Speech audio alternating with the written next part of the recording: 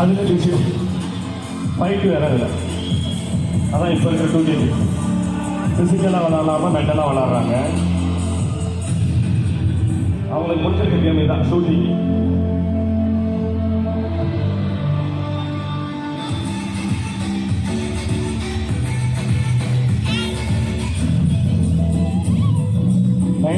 ஸ்கூலுக்கு போனீங்கன்னா எப்படி யோசிச்சு எக்ஸாம் எழுதான்னு பாருங்க.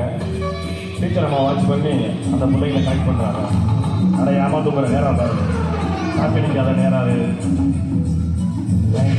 நல்லா யோசிச்சு எழுதுறாங்க. Exam over. ஐயோ நான் கேட்ட கேள்வி வரவே இல்லடி அடி பண்பாடி போச்சு போ. கேள்வியில் தான் வீட்டில் எங்கள் அம்மாட்ட கொண்டு போன போகிறப்போ எங்கள் அப்பா என்ன திட்டுவார். இப்படிலாம் பேசிட்டுருக்காங்க 90 kids. இப்போ பாருங்க 2K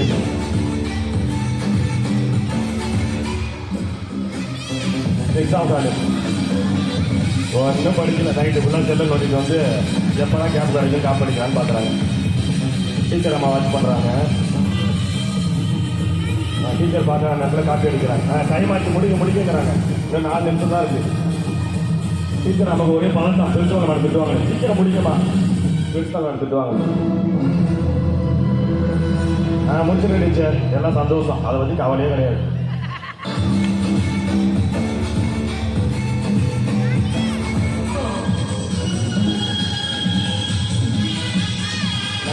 அப்போ உள்ள செலிப்ரேஷன் டான்ஸ்லாம் பாருங்க. 90 kidsல ட்ரெடிஷ்னலான டான்ஸ் ஆடினாங்க. இப்போ இருக்க 2K kids டான்ஸை பாருங்க. ஆட்டம் ஒரு தனமான ஆட்டம். வெஸ்டர்ன் மியூசிக்,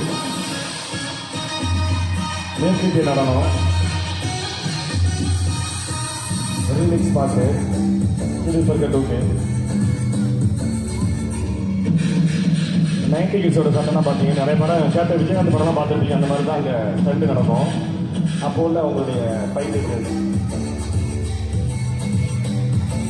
இப்போ இருக்க 2K கிட்ஸோடைய அவருடைய ஃபைட் எப்படி போடுறான்னு பாருங்க. ஏன்னா வீடியோ அவங்க நடக்கிற போல மல்யுத்தம் தான். ஒரே அடி 4 பலி கீழே வந்துடும்.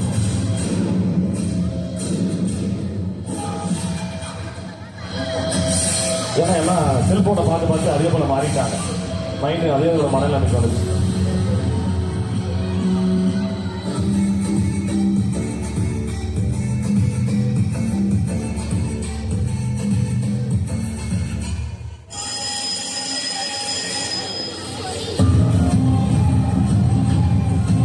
காலையில் எழுந்தோன்னா அவங்களுடைய கடமைகளை செய்வது. இங்கே பாருங்க 90 kids என்ன பண்ணுறாங்க, 2K kids என்ன பண்ணுறாங்கிறது.